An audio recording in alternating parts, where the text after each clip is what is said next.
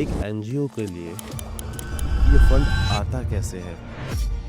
NGO को चलाने के लिए सेकेंडरी है फंड। जो फर्स्ट स्टेज है वो है आप तो पहला फंड आपको कैसे मिला? इसकी स्टार्टिंग अपनी सर्विसेज देके की, जैसे कि नुक्कड़ नाटक।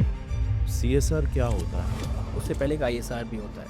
मैं इस बात को दावे के साथ कर सकता हूँ कि बहुत से लोग उसके बारे में नहीं जानते हो। कौन कौन से डॉक्यूमेंट्स हैं जो रिक्वायर होते हैं एक प्रॉपर एनजीओ को चलाने के लिए?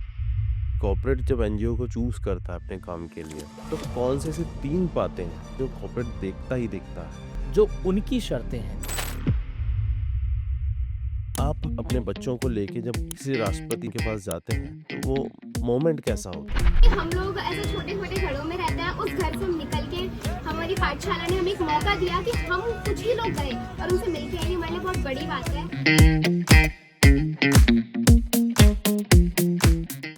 लीडरशिप कितना इम्पोर्टेंट रखता है? तो हमें नेता नहीं, हमें सर्जिता बनना चाहिए। चैलेंजर्स ग्रुप है कौन और करता क्या क्या है?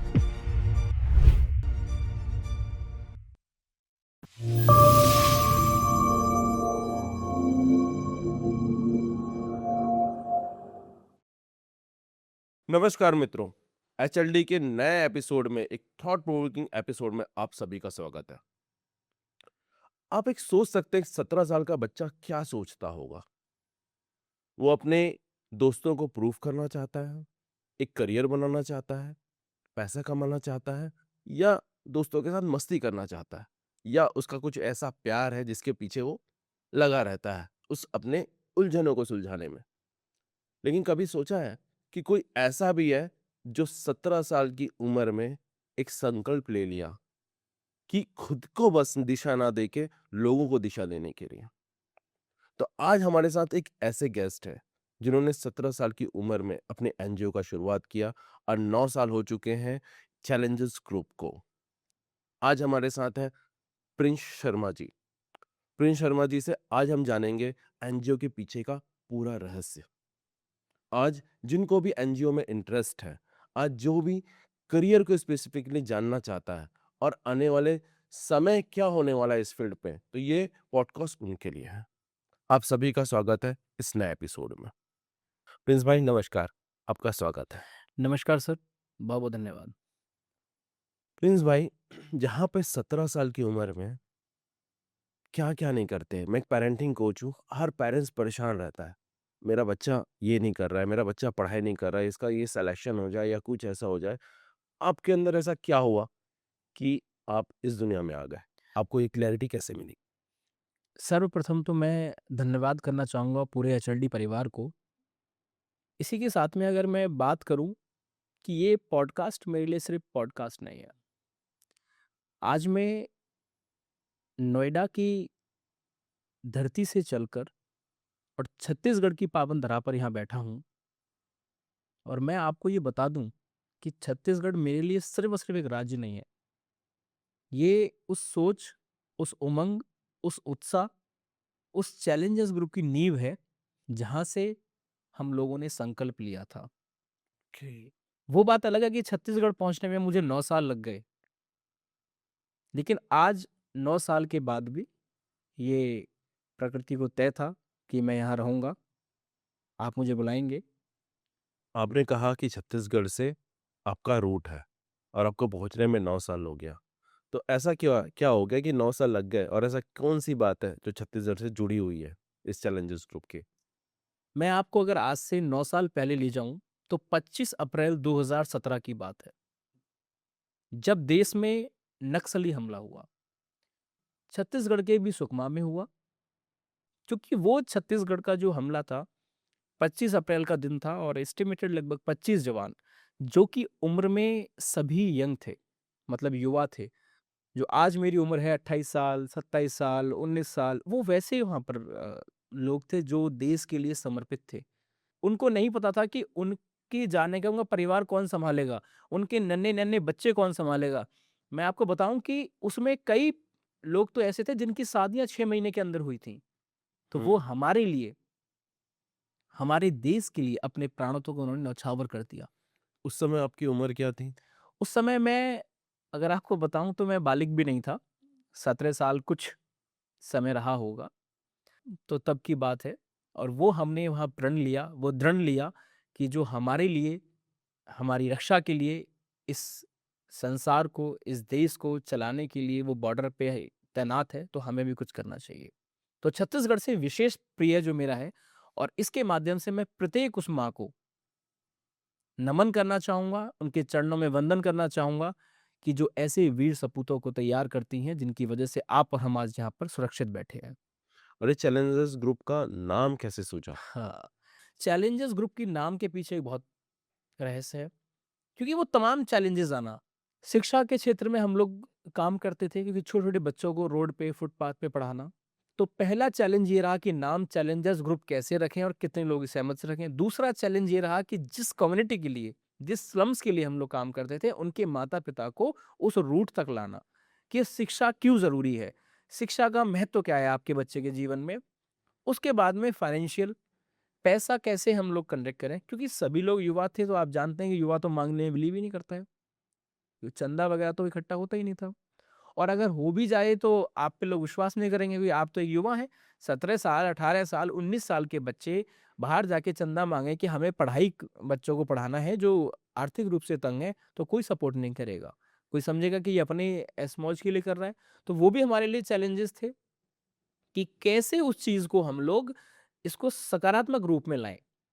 तो हम लोगों ने ये सारे चैलेंजेस फेस किए।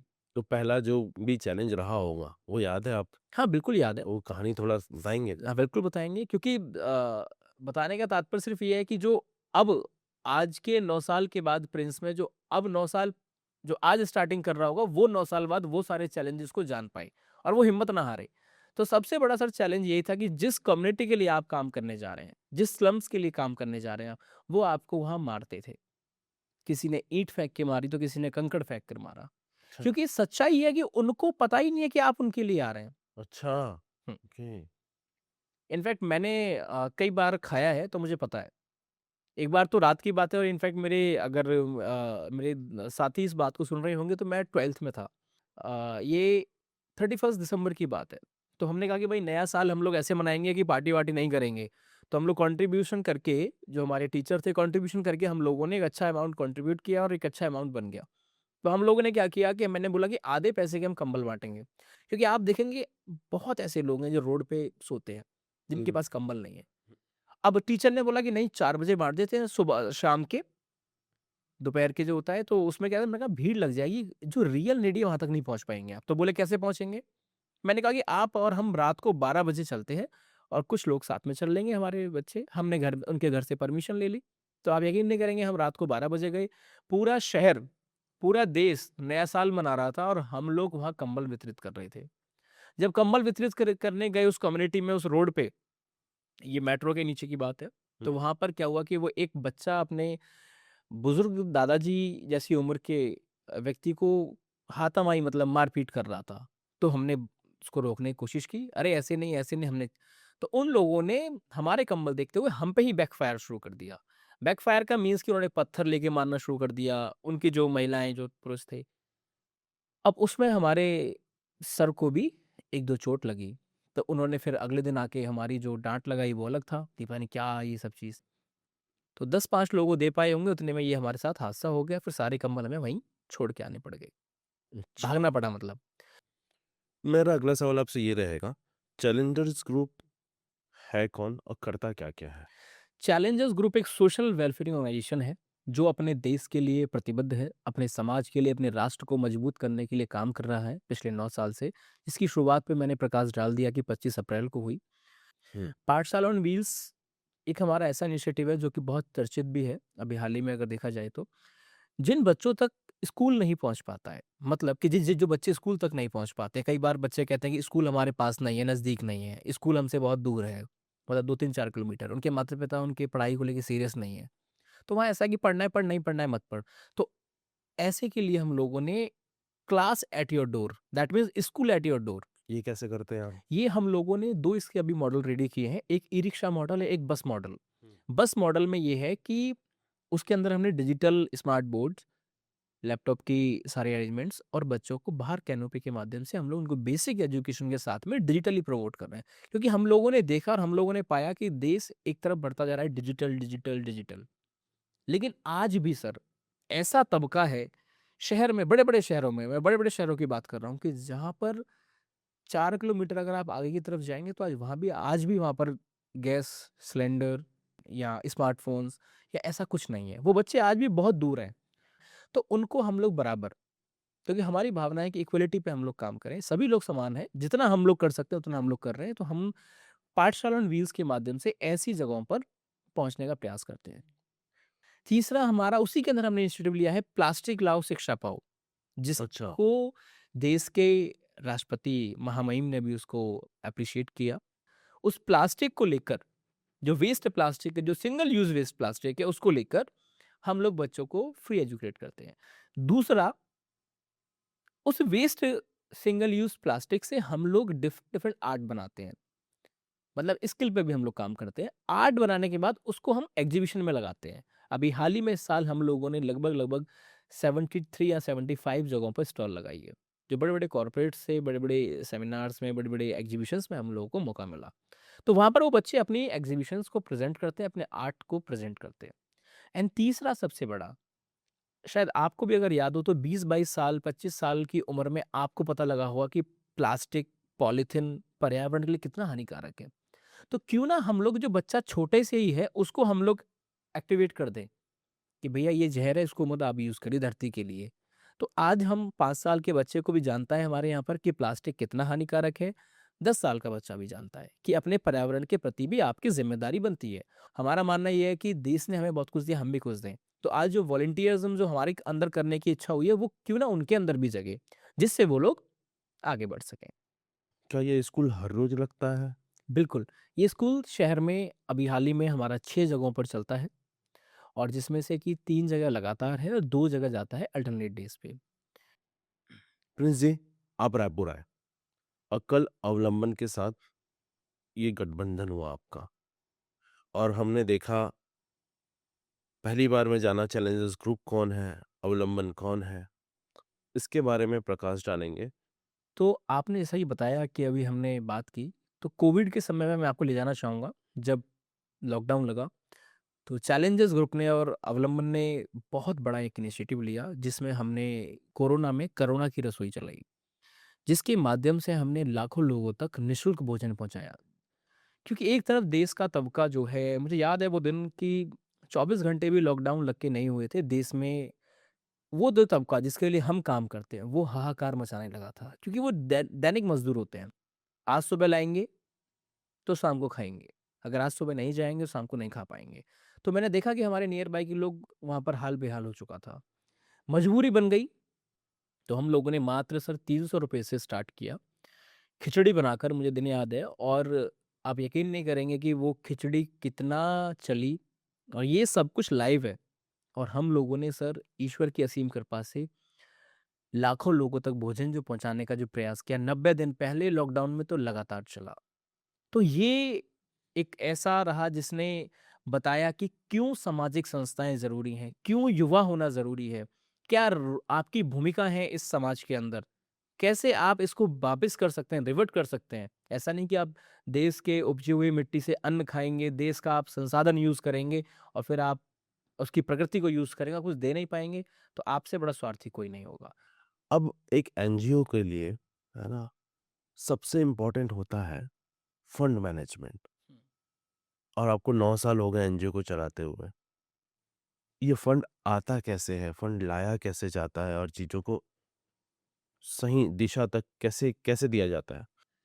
सबसे बड़ी बात, एक एनजीओ को चलाने के लिए सेकेंडरी है डोनेशन, सेकेंडरी है फंड। उससे पहला जो प्राइमरी, जो फर्स्ट स्टेज है, वो है आपकी दृढ़ता, कि आपका इंटेंशन क्या है इसको चलाने का।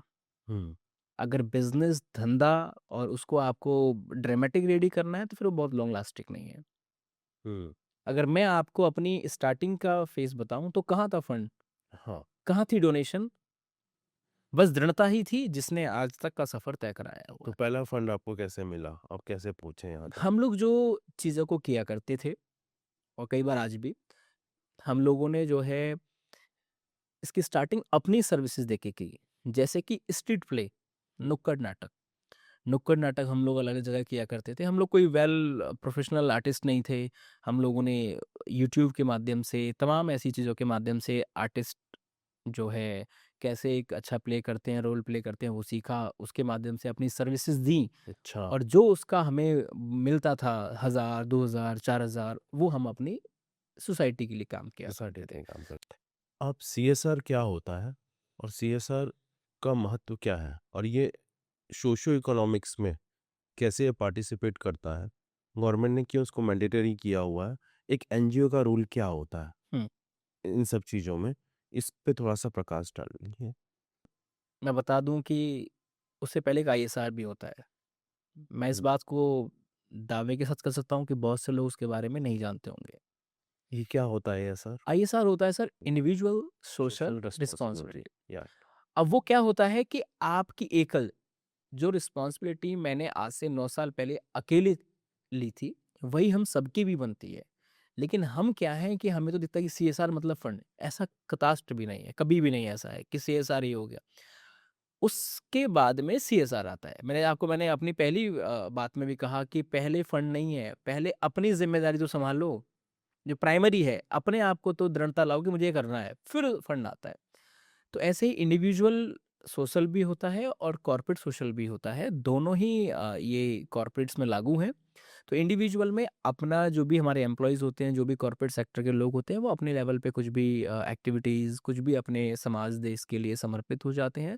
सिमिलरली एक कॉर्पोरेट लेवल पे, फिर एक ग्रुप लेवल पे बात होती है कि एक ऑर्गेनाइजेशन लेवल बात हो रही है, तो वो अपना जो भी उनका कंट्रीब्यूशन होता है, वो करते हैं। कई बार ये मॉनेटरी टर्म में रहता है, कई बार ये अलग-अलग वेज़ में होता है। कहीं स्टेशनरी दे दिया, कहीं कुछ फर्नीचर लगा दिया, ऐसा होता है। अब इसको पाना इतना मुश्किल भी नहीं है, तो इतना आसान मतलब वो भी नहीं है कि आप समझें कि बहुत कठिन है इसको पाना या बहुत आसानी से मिल जाता है, ऐसा भी नहीं है। इसके लिए आपका फ़र्स्ट ऑफ़ ऑल कि वो जो दृढ़ता है, वो काम आएगी। उसके बाद में इसके लिए बहुत सारी इसकी रिक्वायरमेंट्स होती हैं, क्योंकि आजकल मैं देख पाता हूँ कि युवा बहुत जल्दी भ्रमित हो जाता है। वो हर सेकंड पे एक एनजीओ खोलने का दम रखता है। खोलना बड़ी बात नहीं है।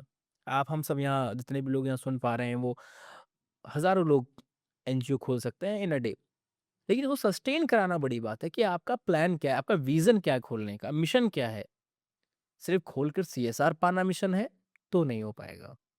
तो सीएसआर का जो तात्पर्य है, वो यही है कि जब आप काम कर रहे हैं कि आपके पास कोई प्लेटफ़ॉर्म तो होना चाहिए और प्लेटफ़ॉर्म के बाद में उसको ग्रो करने का काम सीएसआर या तमाम ऐसे जो हमारे ग्रांट्स होते हैं, जो हमारे डोनेशंस होते हैं, वो काम पूरे करते हैं। बीज आप हो, बाकी प्रकृति उसको अपने आप सींच नर्चर आ लेगी। जाती है, सींच लेती है। फिर भी अब आपसे ये पूछना चाहूँगा सर कि कौन-कौन से डॉक्यूमेंट्स हैं जो रिक्वायर होते हैं एक प्रॉपर एनजीओ को चलाने के लिए? तो इसकी जो लीगलिटीज़ है वो ये है कि आपकी ऑडिट्स प्रॉपर होनी चाहिए, जो आपको अकाउंट्स है, जो आपकी बैलेंस शीट है वो बहुत प्रॉपर होनी चाहिए, चाहे वो ₹1 की हो, चाहे वो 1 करोड़ की हो, पहली बात। दूसरी बात इसमें 12 एटीजी मैंडेटरी होते हैं, वो चाहिए होते हैं। अकाउंटिंग प्रॉपर बहुत मैंडेटरी है। दूसरी बात उसका प्रॉपर डीड रजिस्ट्रेशन, आपका एनजीओ किस में है, आप ट्रस्ट में आते हैं, आप सोसाइटी में आते हैं, आप कंपनी एक्ट में आते हैं, ये है।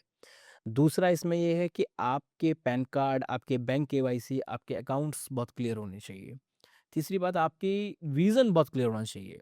सीएसआर आपको चाहिए तो, लेकिन चाहिए किस लिए? हुँ, सीएसआर 1 इसका बहुत इम्पोर्टेंट पार्ट है, हुँ, जो आपके पास होना ही चाहिए, तभी आप सीएसआर के लिए एलिजिबल हैं। हुँ। यूनिक आईडी आपके पास जनरेट होनी चाहिए, तो ये सब चीज़ें इसके लिए मुख्य रूप से डॉक्यूमेंटेशन ज़रूरी है। यही सब बातें कॉर्पोरेट भी देखता है या कॉर्पोरेट जब एनजीओ को चूज़ करता है अपने काम के लिए, है ना?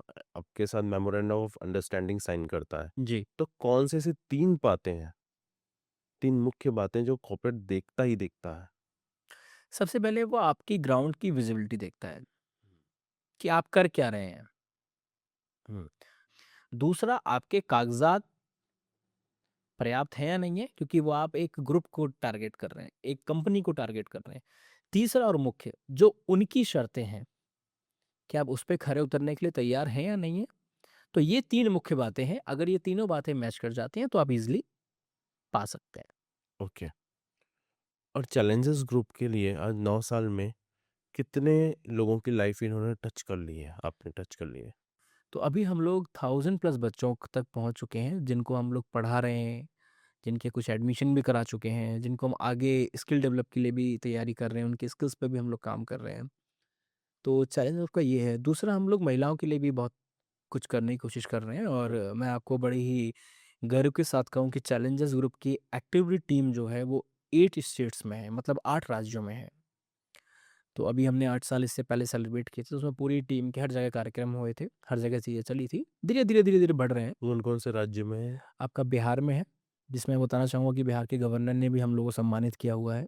बहुत बढ़िया। आपका हरियाणा में भी है, आपका छत्तीसगढ़ में मैं बैठा ही हुआ हूँ आपके समक्ष, हुँ। एमपी में भी है, मध्य प्रदेश में भी चैलेंजर्स की पाठशाला चलती है, और आपका यूपी में तो पूरा हुल अपना हमारा दिल्ली में है ही, तो यूपी दिल्ली कवर किया हो। तो ऐसी जो है जगह है जहाँ पर चैलेंजर्स एक्टिव रहता है। पाठशाला ऑन व्हील्स में आपने 2 प्रकार से बताया था। एक बस बनती है और एक ई-रिक्शा चलती है। एक बस का खर्चा क्या होता है इसमें?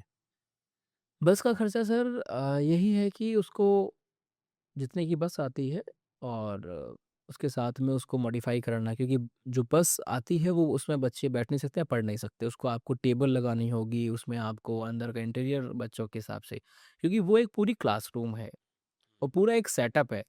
तो लगभग 50 लाख से प्लस उसका खर्चा है, जिसमें कि उनको ऑपरेशन कॉस्ट होती है, ड्राइवर है, हेल्पर है, 2 टीचरों का स्टाफ है, और उसमें स्टेशनरी के आइटम्स हैं। तो ये सब चीज़ें उसमें होती है।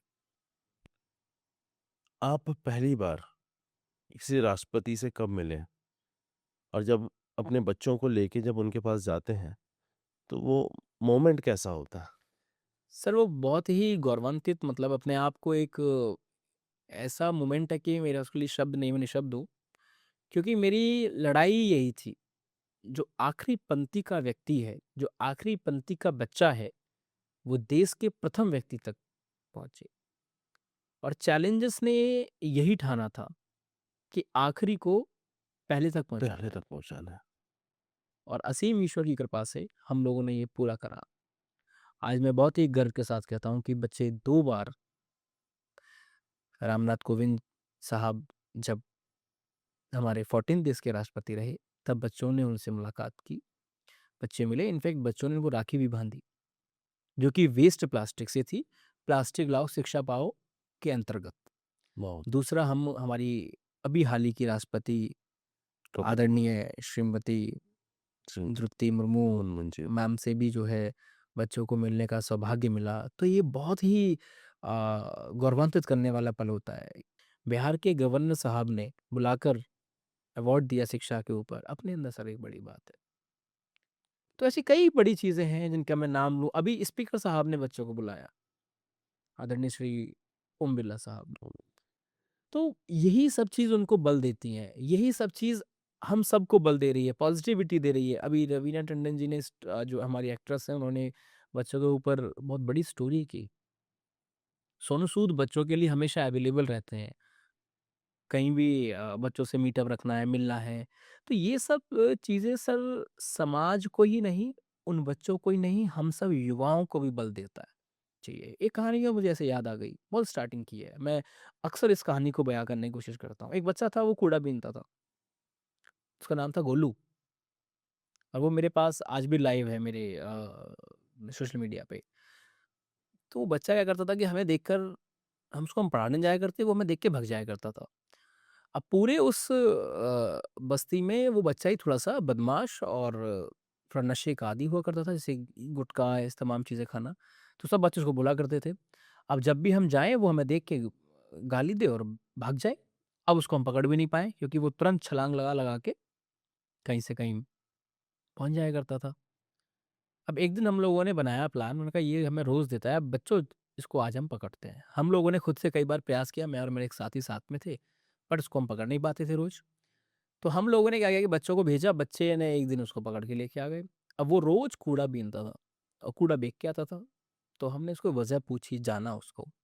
तो सर उसकी जो वजह थी वो ऐसी निकली कि आप अगर सुनेंगे तो आप भी कहेंगे नहीं, वो कुछ गलत काम नहीं करता। कूड़ा उसको बीन लेना चाहिए। तो मैंने पूछा, हाँ भाई गोलू तू कूड़ा बीनता है, सुनने में आया है। बोला हाँ बीनता हूँ और बिक के आया हूँ। मैंने कहा कितने का बिका है? तो उसने बोला भैया 40 रुपए का बिका है। मैंने क्या किया 40 रुपए का तुमने, ये बताइए। तो उसने बोला भैया दूध का पैकेट लाया था। मैंने किस लिए? चल मैं दूध लाऊंगा। कह रहा भैया 4 दिन से मम्मी बीमार है, माँ की तबीयत खराब है और डॉक्टर ने कहा है कि दूध से या चाय से मम्मी को गोली दे देना, दवाई। मैंने कहा अच्छा। मैंने कहा फिर बाकी पैसों क्या किया? कि बाकी भैया 10 रुपये मम्मी को दे दिए हैं और 5 रुपए का मैंने गुटखा खाया है। तो आप अब ये बताएं कि क्या आप मना कर पाएंगे उस बच्चे को? क्या कोई भी मना कर पाएगा भाई? तो ऐसी सर ये कहानियां हैं। फिर वही बच्चा एक दिन वो निकला, जब उसको हम लगातार गए, उसके साथ समझाया, बताया, शिक्षा का महत्व बताया। वही बच्चा है जब पाठशाला 1.5-2 साल बाद जब टूट रही थी, वहां पर सारा खाली हो रहा था, सबसे पहले उसका मुझे फोन आया सुबह 5:30 बजे। मतलब मुझे उसने जगाया, भैया भैया हमारी पाठशाला तोड़ रहे हैं, अपनी भाषा में। तो वो सच्चा सिपाही, क्योंकि अब उसकी हम हकीकत तक नहीं पहुंचे ना। हमें ये तो पता है कि वो गलत कर रहा है कूड़ा बीन के, बट ये नहीं पता कि वो बीन क्यों रहा है या बेच क्यों रहा है। जब पता लगा कि जब माँ की तबीयत खराब की बात है, तो फिर आप चुप हो जाएंगे, खामोश हो जाएंगे। तो ये सब चीजें ऐसी ऐसी सर है। सर एक युवा होने के नाते हम्म। और एक ऑर्गेनाइजेशन को इतने दूर तक पहुंचाने के नाते जो मैं आपसे पूछना चाहूँगा, लीडरशिप कितना इम्पोर्टेंट रखता है? और उस लीडरशिप की ज्योति को जलाए रखने के लिए कौन-सी ऐसी चीज़ है जो हर युवा को करनी चाहिए, ताकि वो अपने मिशन तक, जो विज़न वो देख रहा है, उसको सच्चाई तक पहुँचा सके, अपने सपनों को सच्चाई तक पहुँचा सके? सर बहुत आपने एक अच्छा क्वेश्चन पूछा है। हर किसी के अंदर क्षमता होती है, लीडर हर कोई है, बस को पहचानना है कि मैं क्या हूँ, मैं क्या कर सकता हूँ। तो मैं जैसे सोशल फील्ड में हूँ तो मैं सोशल की बात करूंगा, कोई कॉर्पोरेट में तो कॉर्पोरेट की बात करेगा। तो हमें नेता नहीं, हमें सर्जिता बनना चाहिए। आजकल की जो आप स्थिति देख रहे हैं, कुछ लोग बहुत पॉलिटिकल चीज़ों को बड़ा गंदा बताते हैं, नेता बन रहा है अपने आप को नेता। अरे साहब, इस देश को चलाने वाले भी नेता ही थे। आप उनकी कैसे चीज़ों को भूल जा रहे हैं? एपीजे अब्दुल कलाम साहब याद करिए, अटल बिहारी वाजपेयी आप याद करिए, भगत सिंह आप याद करिए, वो भी तो नेता थे। तो सर्जिता वो होता है जो अपने आप को समर्पित करके, त्याग करके। मैंने पढ़ा जब उनकी बायोग्राफी एपीजे अब्दुल कलाम साहब की, कि 3 जोड़ी सूट में जीवन काट दिया, तो वो क्या नेता रहेगा? सर्जिता है जिसने अपने आप को, अपनी सैलरी तक को देश को न्यौछावर कर दिया। भगत सिंह, उस 21 साल के व्यक्ति को क्या जरूरत पड़ रही थी देश के लिए फांसी चूमने की? क्या आवश्यकता थी? राजगुरु और मित्रता ऐसी होनी चाहिए, सुखदेव राजगुरु भगत सिंह जैसी, जो अपने देश अपने समाज के प्रति एक रोंगटे खड़े करने वाली कहानी है उनकी। अब वो क्यों नहीं बन पा रहे हैं? क्योंकि वो बनना कठिन है। गलत नेगेटिविटी समाज को, क्योंकि हम कहते हैं ये रोड खराब है, ये बिजली खराब है, ये शहर खराब है, ये खराब है, विदेश जाएंगे। अरे आपने क्या किया है अपने देश के लिए? आज हम कह सकते हैं कि 1000 से अधिक बच्चों को हम पढ़ा रहे हैं। तो आज हम की कमी निकालना बहुत आसान है। उस कमी को पूरक बनाने के लिए आपको कुछ करना पड़ेगा। आपका क्या कंट्रीब्यूशन है? तो आप जो लीडरशिप बहुत इंपॉर्टेंट करती है कि आप अपने विजन को समझें, अपने अंदर की क्वालिटी को समझें और उसको आप सर्जिता के रूप में उभारें, ना कि व्हाइट कॉलर पहनकर और आराम से आप आलीशान जिए। यहीं पे मुझे मेरा अगला सवाल आपसे ये है, ये तो हो गई लीडरशिप के लिए क्लैरिटी, लेकिन एक ऑपरेशनल क्लैरिटी भी होती है, अपने ऑर्गेनाइजेशन को दिशा देने के लिए, लोगों को ये बात आपकी मनवाने के लिए, आप जो सोच रहे हो उस सोच को पहुँचाने के लिए और उनको कार्यरत रखने के लिए, मोटिवेट करने के लिए। उसमें आप क्या करते हैं? उसमें सर यही है कि सभी लोग, क्योंकि जो आपके साथ आपके सिपाही मैं उनको कहता हूँ, जो आपके साथ आपके लोग, जो टीम लगी हुई है, वो एक सोच के ऊपर पूरी लगी हुई है कि आप समाज के लिए कुछ कर रहे हैं, आप देश के लिए कुछ कर रहे हैं, राष्ट्र को मजबूत कर रहे हैं, बिल्ड कर रहे हैं। तो एक आपका जो संदेश है वो उन सबके माइंड में क्लियर होना चाहिए कि हमारा विजन भैया ये है। दूसरी बात, सभी को, क्योंकि team work is a dream work. अगर जो आपका टीम वर्क अगर नहीं है तो आप कुछ भी नहीं कर पाएंगे। तो दूसरी बात यह है कि आपकी टीम का आप पूर्ण रूप से ध्यान रखें, सम्मान की जगह सम्मान करें और उनको बताएं कि हमें आज हमारी लड़ाई 200 बच्चों की नहीं है, ये 2 लाख बच्चों की लड़ाई है। क्या आप उसमें कंट्रीब्यूट कर पाएँगे तो आपका स्वागत है और नहीं कर पाएँगे तो तमाम तरीके की चीज़ें खुल रही हैं, आप अपना जीवन यापन कर सकते हैं। तो आपको 24/7 एक्टिव रहना पड़ेगा क्योंकि आप देश के वीर हैं, आप देश के सिपाही हैं, आप समाज के लिए, राष्ट्र के लिए समर्पित हैं, आपकी ज़िम्मेदारी बनती है। एक जो ये है, एक आखिरी जो उद्देश्य इसमें जो दिखता है कि एक बच्चा जिसका कोई पढ़ाई का एक्सपोज़र नहीं है, वो व्हील्स ऑफ पाठशाला तक पहुँचा और उसका एक कॉन्सेप्ट डेवलप हुआ। फिर आपका आगे क्या उद्देश्य रहता है कि वो मेन स्ट्रीमलाइन में आए, मेन एजुकेशन सिस्टम पे आए?